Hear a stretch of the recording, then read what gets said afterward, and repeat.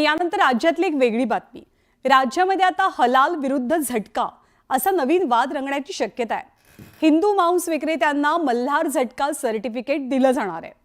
हलाल सर्टिफिकेटच्या धर्तीवरती हिंदू मांस विक्रेत्यांसाठी मल्हार सर्टिफिकेट मिळणार आहे। झटका मांस विक्रेत्यांसाठीचं हे सर्टिफिकेट असेल। हलालला आता मल्हारचा झटका। हिंदू मांस विक्रेत्यांसाठी मल्हार सर्टिफिकेट। हलाल विरुद्ध झटका रंगणार वाद।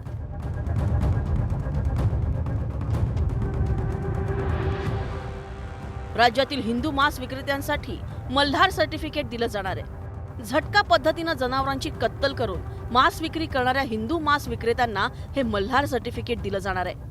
malharcertification.com च्या माध्यमातून केवळ हिंदू समाजातील मांस विक्रेत्यांना हे सर्टिफिकेट दिलं जाणार आहे।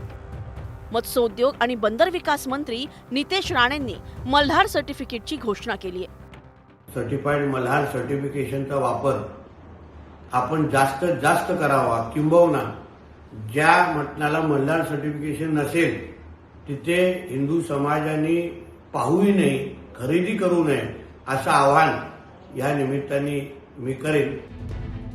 मल्हार सर्टिफिकेशनच्या माध्यमातून हलाल पद्धतीला एक प्रकारे झटका देण्याचा हा प्रयत्न तर नाही ना, अशी चर्चा आता राजकीय वर्तुळात सुरू आहे। मांस व्यापारात हलाल आणि झटका या दोन पद्धतींचा वापर केला जातो। आता हलाल म्हणजे काय ते पहा। इस्लामिक मान्यतानुसार वैद्य मार्गाने कत्तल केलेले प्राणी खाऊ शकतात। चाकून जनावरांच्या मानेची नस आणि श्वासनळी कापली जाते। यावेळी विशिष्ट प्रार्थना केली जाते। मानेवर चाकू चालवल्यानंतर जनावरांचं संपूर्ण रक्त बाहेर पडण्याची वाट पाहिली जाते।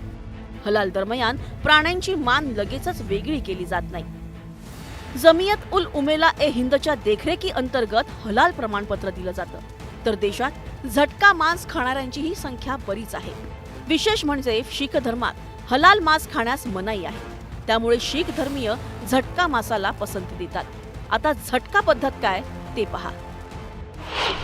धारधार शस्त्रानं प्राण्यांची मान एका झटक्यात धडापासून वेगळी करणे।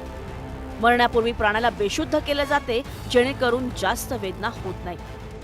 तसेच कत्तलपूर्वी प्राण्याला उपाशी ठेवलं जातं।